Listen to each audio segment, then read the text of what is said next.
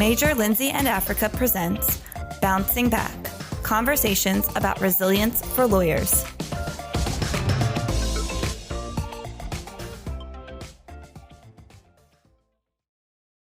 Welcome to Bouncing Back, Resilience for Lawyers. This podcast is brought to you by Major, Lindsay, and Africa, the global leader in legal search and consulting. I'm your host, Rebecca Glatzer. I'm a managing director in the associate practice group at Major, Lindsay, and Africa. In this podcast, I'll speak to successful professionals about the hiccups, bumps, bruises, and setbacks they've experienced in their careers and personal lives, and how they ultimately bounced back from those experiences to thrive. Today, my guest is Mike Sosso. Mike is currently the Senior Vice President of Legal for Gas and Low Carbon Energy Production and Operation and Regions, Cities, and Solutions at BP. He leads a global team of over 100 lawyers responsible for executing BP's legal strategy across several of the company's core businesses, including all of its global oil and gas operations, as well as leading the legal strategy for BP's transition to net zero. Mike joined the Houston office of BP in June 2011 from Skadden Arps, Slate, Meagher & Flom, where he practiced in the firm's antitrust and competition law group. Prior to his current role, Mike was the Associate General Counsel for Downstream, where he led a global legal team accountable for supporting BP's customer-facing businesses. He also previously was the Vice President for Ethics and Compliance for BP, where he led the team responsible for embedding ethics and compliance across BP's businesses and regions.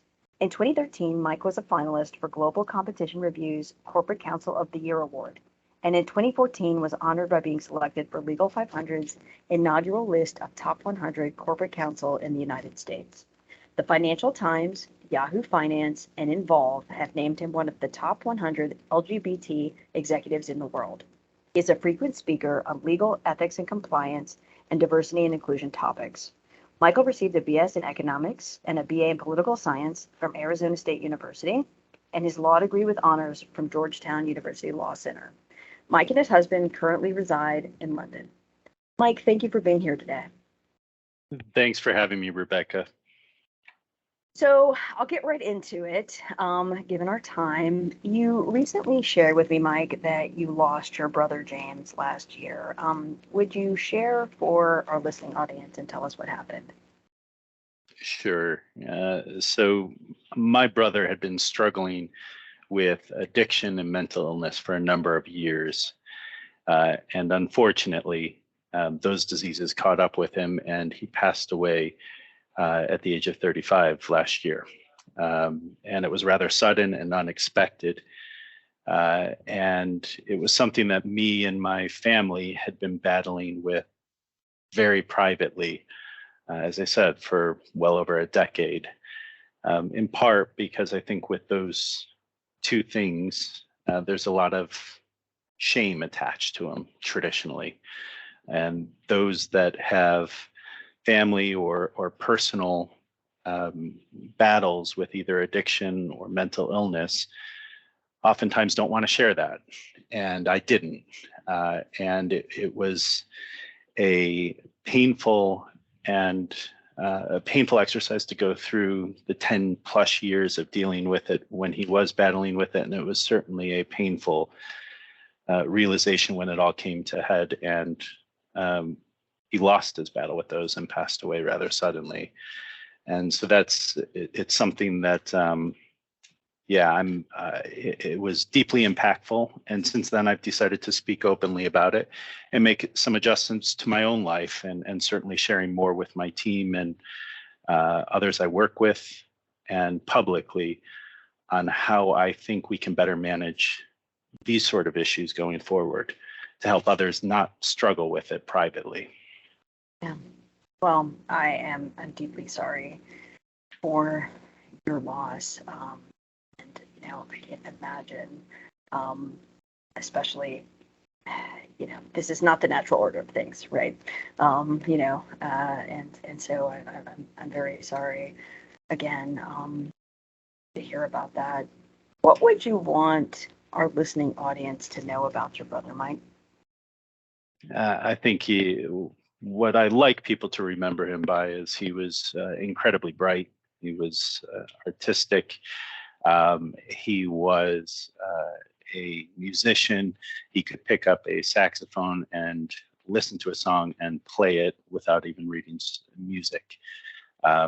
He was just a gifted, talented, and very thoughtful person. And yeah, he was loved. He had a small group of friends. He was incredibly smart, much smarter than me, and far more courageous than me in many ways. He came out before I did, and so as an older brother, I looked up to him in many ways because he was able to have the courage to come out to our parents and publicly long before I did.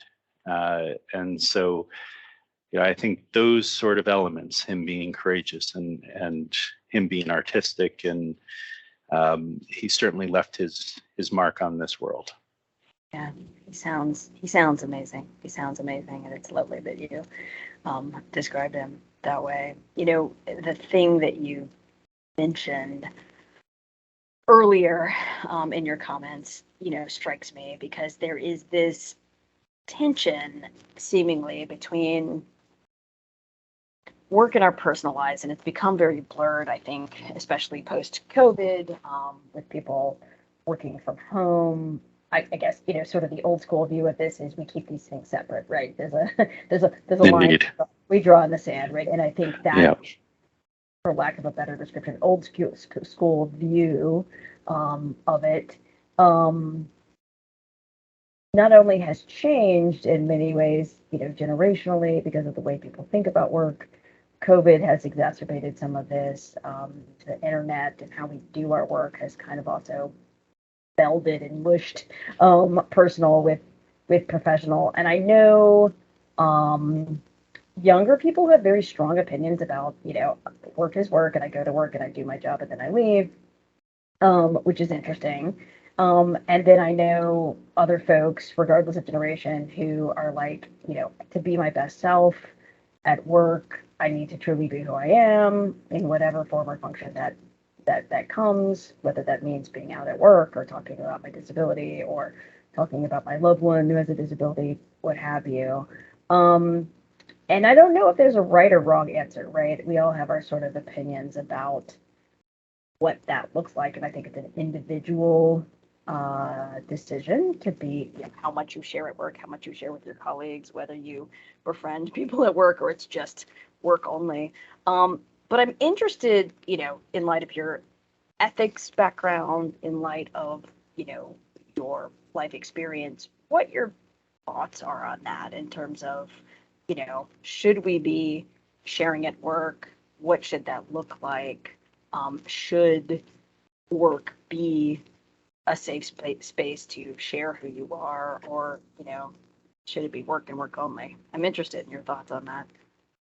Yeah, well, thank you, Rebecca. And I completely agree with you that it is an individual decision that needs to be made, and it will be a different decision depending on each individual's circumstance. But what shouldn't be an individual decision is the environment in the workplace should welcome those that do want and need to be more open and share their experiences.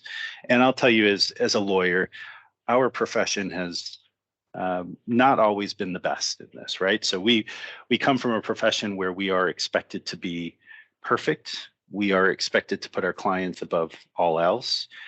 We celebrate all-nighters. We brag about how many hours we've billed in a year. And it almost highlights that work comes above all else. And we all know that at the end of the day, we're all human, yet the profession dehumanizes us in many ways by just defining us based on our work. And for me, it's about being able to admit that we are human. We all have faults. We all make mistakes. That's okay. We are all battling different sort of situations personally or even professionally, and that's okay. And I think if there are times in which we need to reach out and ask for help, whether they are professionally in the workplace or with colleagues or privately with friends and family, we should be able to do so. And I don't think our profession has always been that open to allow that conversation to take place. We are getting better. I'm grateful for seeing that. But I can tell you, I with my own brother, and I've been vice president of ethics at BP, and yet I didn't even feel comfortable at that time sharing the own private battle that I was facing with my family and my brother. Yet I was up all night at times, yet coming into work and trying to perform. And we all know if you pull an all-nighter privately, you're not going to be performing your best. So instead, when you get into those situations where you do need help, it's better if you can lean on close colleagues and you can be open and honest with your workplace and say, hey, listen, I've got something going on in my private life. I need to focus on that for a moment. And I need a bit of help to deal with the work stuff. That actually makes us perform better because you're able to trust your colleagues, you're able to trust your workplace, and you're able to focus on what truly is the priority in your life in that moment and devote as much time as possible to that to make it right. And then you can turn right back and deliver better in the workplace. And that's what I hope we get that balance right. I think our profession still has a ways to go on this journey, though. Because as I said, we still celebrate these all-nighters. We celebrate the fact that, the more hours you build, the better lawyer you are, which isn't the case. So we define ourselves by these metrics rather than identify and acknowledge that we're all human and there's other things that should be defining us. Agreed. And I am happy myself to see that is changing, however slowly. I think COVID probably made things go a little faster than maybe the profession itself would have liked. I agree with that. That's a good thing, despite all the aggravation. Right. It's kicking and screaming. Law firms and legal departments had to figure out a different way to do things because COVID wasn't having it. We couldn't be in the same spaces. You shared with me in a prior conversation that there was sort of like the way you handled personal versus professional prior to your brother's passing, and then something this happened, and you realized like I need to do things differently. And I was curious, can you talk a little bit about mentally how you got there, the sort of get to having the competence to make some significant changes, and then kind of what that looked like for you. Yeah. So I will say, I guess I'll acknowledge that I'm in a bit of a privileged position and that I am fairly senior in my organization now. But in the course of my career, I faced different struggles and everything else. And I came to this last year when my brother passed away. It was a breaking point for me where I just said, what am I doing? Why am I doing this? Why am I spending so much time at work? Am I making the difference I want to make? Is there something I should be doing differently? Do I have the balance right between my work, my family, my friends, and myself? I was devoting a lot of time to work, and the company was at a pivotal moment within the organization. And I was working harder than I've worked since I've been at a law firm when I was a junior associate. And it just got to a point where, it was becoming a lot. And then my brother passed away, and it was a lot of self-reflection. And what I ended up doing is going to my boss and saying, listen, I'm going to take some time back for myself. And I'm going to take at least a weekend a month and get away. I'm going to create greater separation between work and the personal life because I think COVID blurred it immensely. I was waking up, answering emails, working around the clock, and the last thing I would do before I went to bed was respond to emails. And it was really, I got into this unhealthy cycle. So what I started to do is I asked my boss, first of all, could I have one weekend every month where, unless it was an emergency, I wouldn't respond to emails. I would truly check out. And I would go into nature, which was my therapy. And I would grab a group of friends and go on hikes and just be with people that I could chat with about other things other than work, and that brought me joy and brought me happiness again, and created a bit more of life other than work. And I did that, and that started creating some positive memories. And the other thing I did for a lot of within how I worked is I started doing some small things. I used to, when I do come into the office, I'd, at the end of the day, grab my computer, go back home, and I'd carry it home, log on, do some emails. And what I started to do is if I was coming into the office the next day, I'd leave my office locked in my desk, or leave my laptop locked in my office desk, and not take it home. Doesn't mean I wasn't available. If an emergency came up, I had my phone, I had an iPad, but it's just more difficult to respond to emails, and it made it a little more challenging, and it showed that I was separating work and personal life. So I tried to regain some personal space that I felt was being encroached. And that's something I think we all need to do a better job of post-pandemic. I think the pandemic blurred the lines between work and our personal lives to the point where I don't know that you really know anymore whether you're on the call or not, and whether you're at work or not. And so what I try to do is create a greater definition to allow me to understand and recapture some of the joys that come with our personal lives as well. Yeah, definitely. No, that's great advice. And, I was curious on a, kind of systemic company-wide level, given your position in BP, have there been thoughts or efforts to try to, expand some of the work you're doing on an individual basis, sort of company-wide? Have there been things the company has done post-COVID to kind of encourage, a greater separation of work and life, company-wide? Or, are there things that law firms and companies can do to kind of encourage this behavior post-pandemic? We're not really post-pandemic, but we're getting there, right? To help folks that maybe aren't, as high up in the organization, effectuate having a real life outside of work. Yeah, I think BP is very strong on trying to support the well-being of employees, and they have multiple partnerships with mental health organizations, and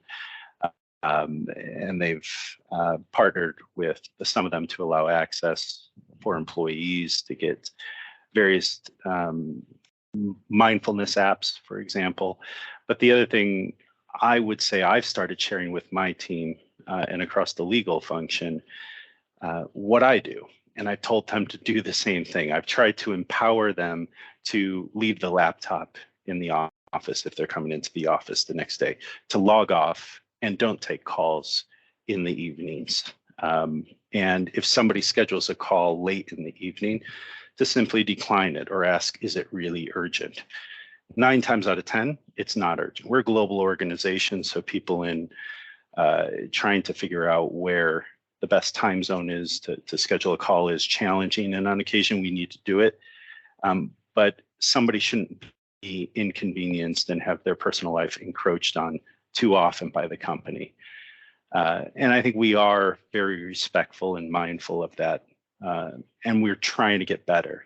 The pandemic shifted this all for us, and it challenged us. I mean, even right now, we have a hybrid working arrangement where we're in the office 3 days a week and at home working 2 days a week. That has its benefits, but it also has its downsides in that, again, it's blurring the line between personal and work activities.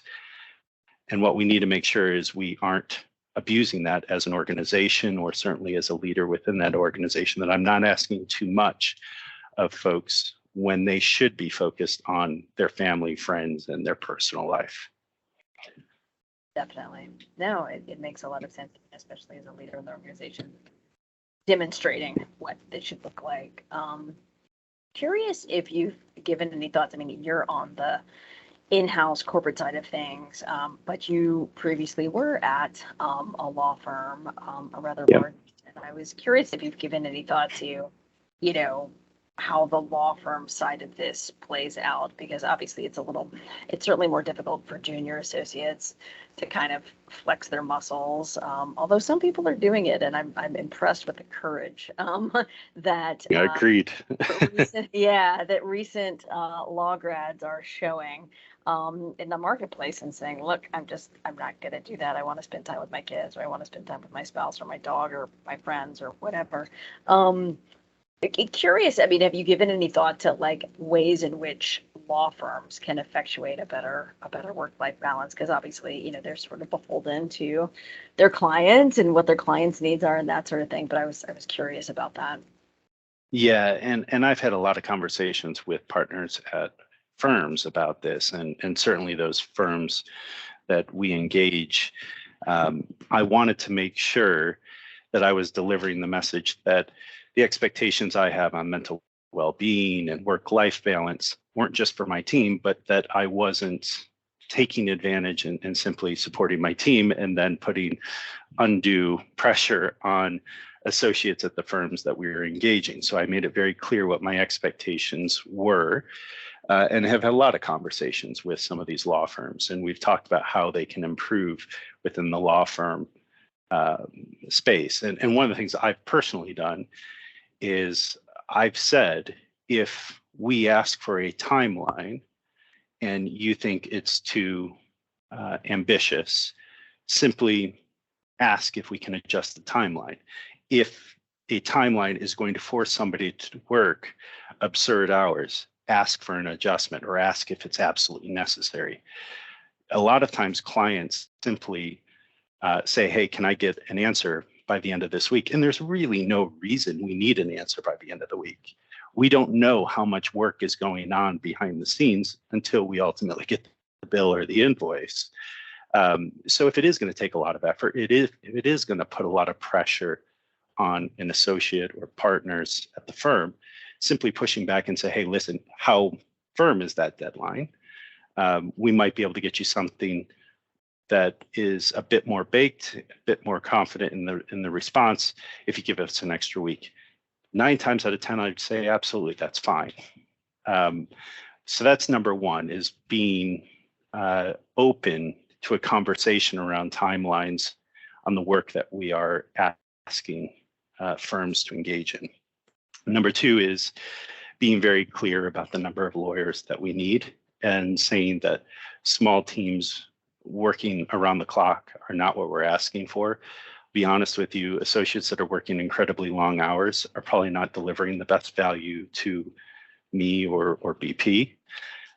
So I would rather staff it appropriately to share that workload more clearly across a larger team, and I pay for it to get better results. So I think it's having those open conversations. And then I have chatted with firms about what they can do, because I think firms are now starting to realize, especially this past year, that the old model is not going to keep people and keep good lawyers there. I'm glad to see that people aren't just chasing money anymore. They're chasing balance. And that's the way it should be. But firms that don't make that adjustment and don't invest in change that will allow lawyers to have a career where they not only achieve success as a lawyer, but also achieve success personally, whether either engaging in family or travel or growth outside of the office, are quickly going to find themselves constantly recruiting new lawyers, because lawyers will leave. And we've seen that in the past year, post-pandemic, when people's priorities have shifted.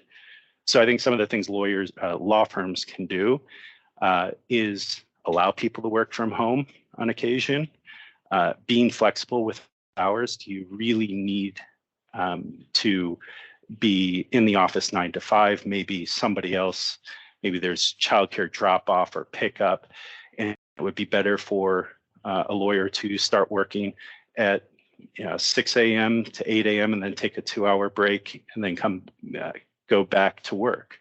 Scheduling those flexible work arrangements, I've seen firms start to do it and be open to it.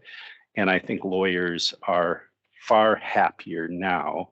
And you can see people staying when they do make those adjustments.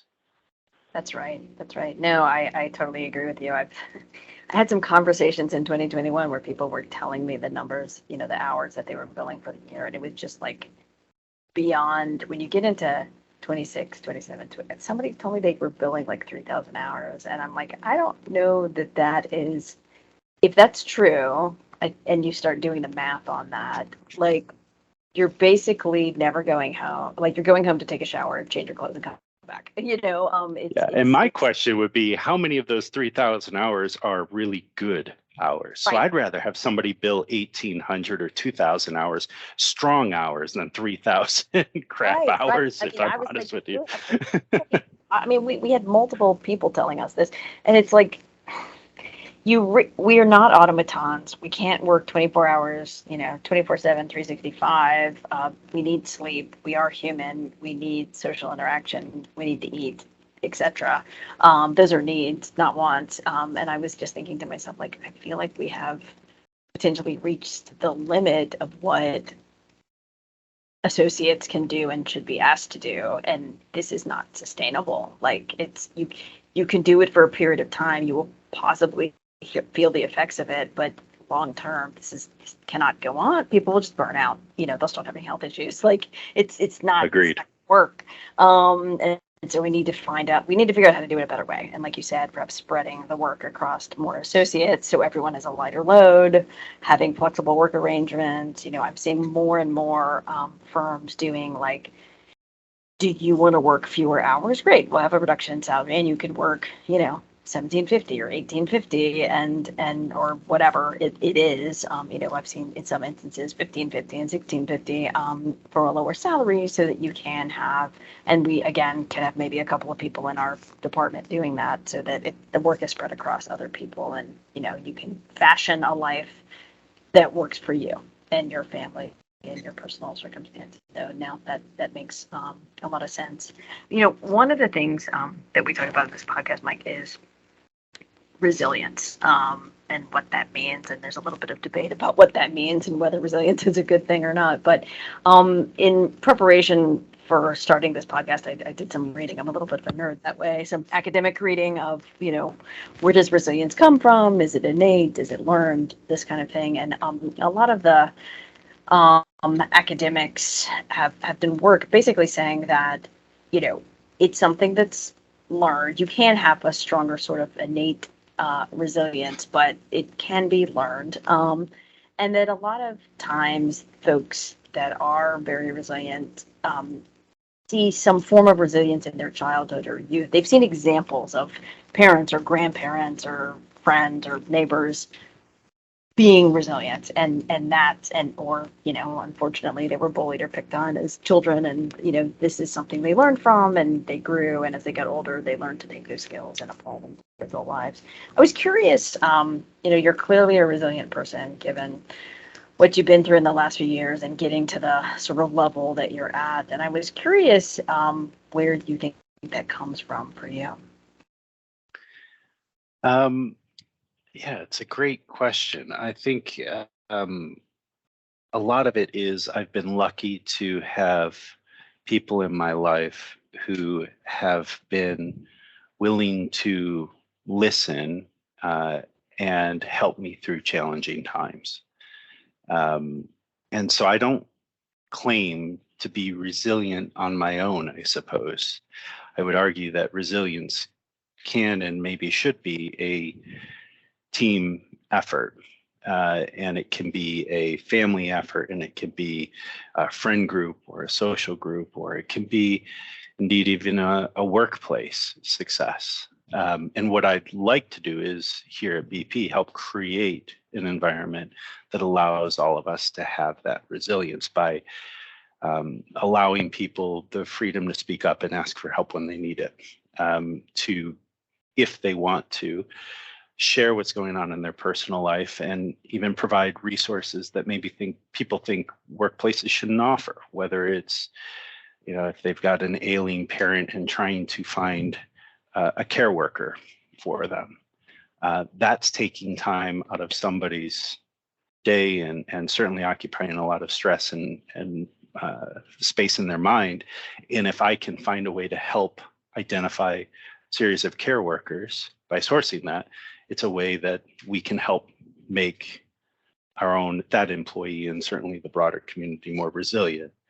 And so I think I've just been lucky to work with and have people who are thoughtful, caring, and have listened to me and helped me through some challenging situations. And certainly that's the case with my brother. I leaned on my husband. I leaned on some very good friends. And I did lean on my boss and BP to make some accommodations, all of which those folks responded as I hoped they would. And that's what's made me resilient. So I guess for me, it's we all face these challenges. And if you try to bottle it in, especially if, the legal profession, we have this shield we place over ourselves that we try to give the perception of perfection, and we can do no wrong, and we sell that. We sell it to our clients, we sell it to employers. Associates want to be perfect. You don't want to make a grammar mistake in a memo, much less have a big issue going on in your personal life. And it's just not reality. So if we can change the view in the profession that we need perfection and actually allow for people to be human, and I think we'll have a greater conversation where resilience will increase, because partners will be able to support associates that are dealing with something outside the office. That's what I want to see more of, is a conversation that will allow us to help build a community that will ultimately allow everybody to be more resilient, rather than those that are lucky enough, like me, who did have family, friends, a group that were there for me when I needed them most. And there are some that may not have that. And so the workplace needs to become that place for those folks. Definitely. I completely agree with you. Amen to that. Final question for you. The last few years have been extremely difficult for everyone, for all kinds of reasons. COVID, personal events in their lives, world events such as the murder of George Floyd and the Black Lives Matter movement. What advice would you give newly minted, very junior attorneys who may not have experienced this kind of tumult in their professional and personal lives before? If this is the first time they're dealing with, a major world or life event that's impacting them, what advice would you give?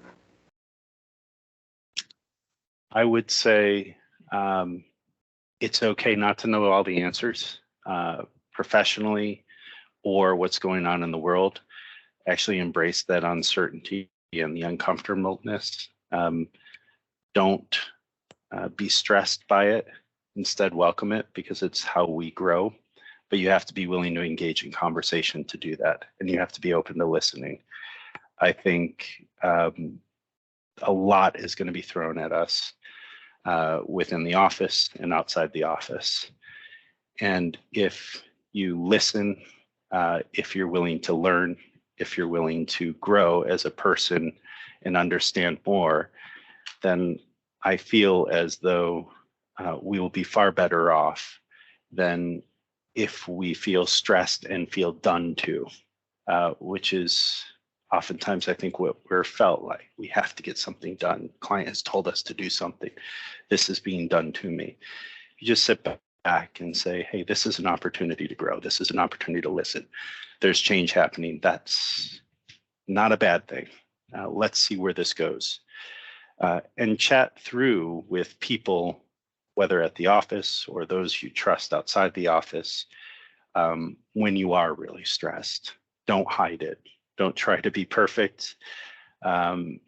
those are the main messages. And the other final message I would say is don't ever define yourself by your job, your title, where you work, how many hours you build, or how much money you make. That's not what should be defining us. Ask yourself, are you happy? Are you challenged in the office, at your job?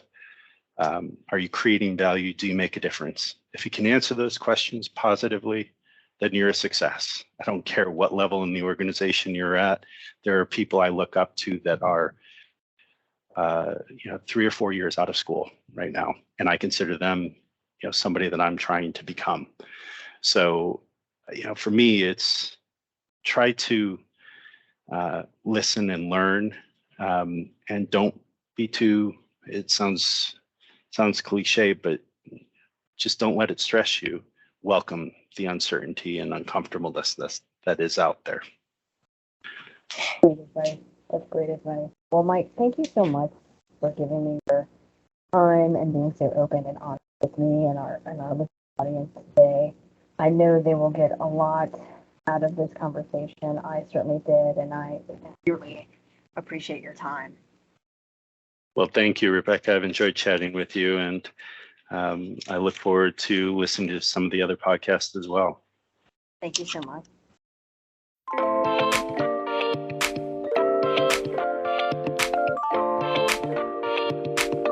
Thank you for listening to Bouncing Back, Resilience for Lawyers. Join us next time for another story about thriving after overcoming challenges. You can find Bouncing Back and other programming for lawyers on MLA's Legal Talk Network.